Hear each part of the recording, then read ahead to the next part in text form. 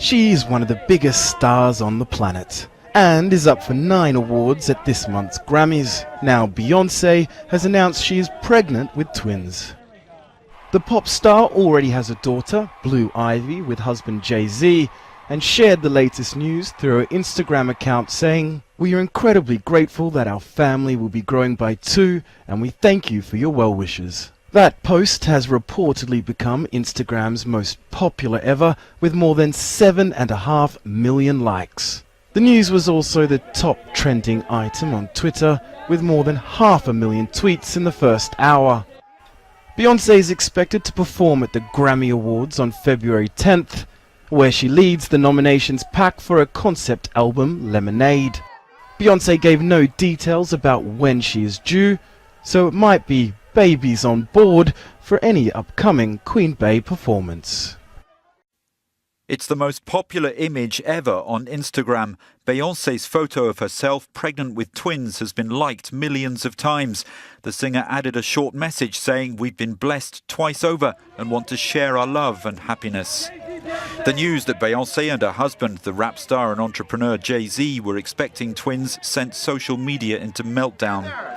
The birth of their first baby, Blue Ivy, now 5, caused a storm, a New York hospital being forced to shut down part of its maternity wing.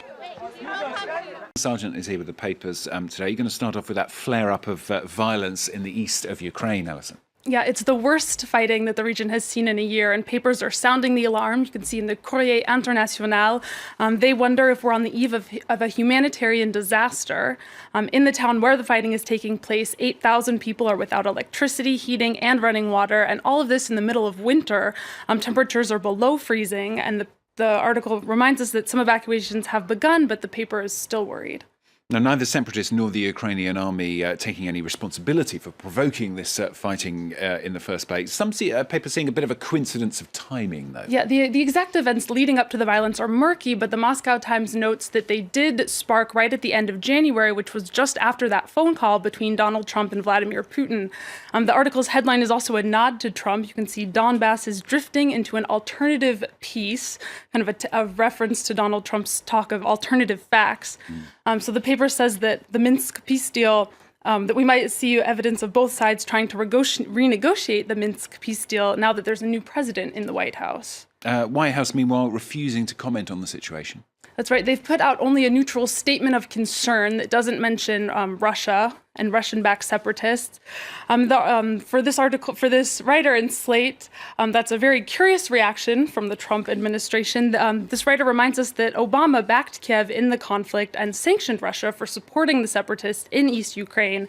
And this writer says that the fighting seems like Russia is trying to see what it can get away with under Trump's new administration. That new administration has a confirmed new Secretary of State overnight for us here in Europe, Rex Tillerson. Yes, and the former oil executive has his work cut out for him. You can see him there in this cartoon from the Chicago Tribune.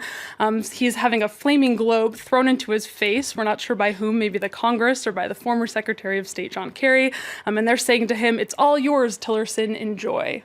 Let's give our hands on that. All cut out for him then in Ukraine, but also Tehran launching a missile. Yeah, now Iran insists that this launch doesn't breach a UN Security Council resolution restricting its ballistic missile program. The U.S. says, though, that it does, and said yesterday that they were putting Iran on notice. That story is on the front page of the Tehran Times today, along with a warning for Donald Trump. It says Donald Trump cannot shut out Iran if he wants to defeat the Islamic State group. And the American media is also expressing some concern over the Trump's administration's quite hard stance so far in Iran. Yeah, the Los Angeles Times is accusing Donald Trump of what they call saber rattling at Iran. The paper takes issue in particular with that phrase "on notice," putting Iran on notice, saying we don't really know what that means, and the administration hasn't clarified what that means and has not ruled out military action against Iran. So the paper says this could be part of a strategy to intimidate Iran, but it might actually backfire and pave the way for war. I mean, tense relations perhaps between the US and Iran, nothing new. But I mean, Donald Trump's been ruffling quite a lot of feathers, hasn't he? Yeah, he had a bad conversation on Saturday on the phone with Australian Prime Minister Malcolm Turnbull.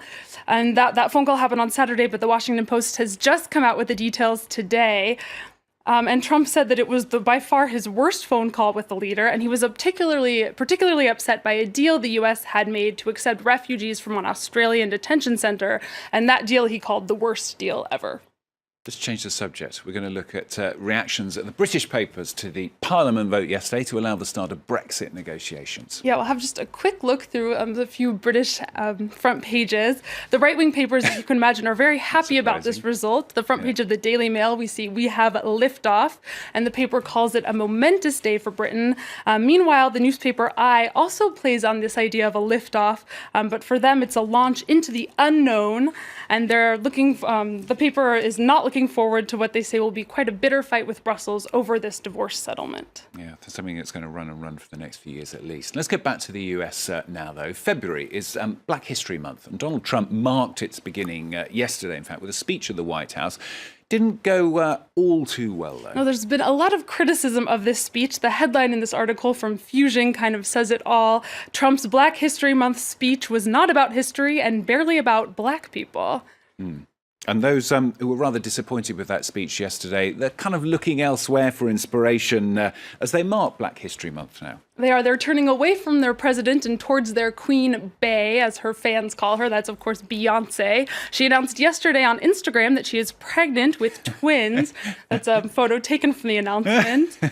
And this writer from the Daily Beast found that that's a much more fitting kickoff to Black History Month than the president's speech. And the writer says that with women's rights and access to reproductive health care right now being called into question, that Beyonce's pregnancy actually also acts as a rallying cry. And being pregnant is going to put her in a position to be a real advocate for women's reproductive health. So that's the first official picture then of the baby? Yeah, the first time we see her naked stomach. Okay, that's interesting. I love the way the flowers and the veil have been placed on as well. Thanks a lot. Thanks, Alison. Alison with the papers on France 24.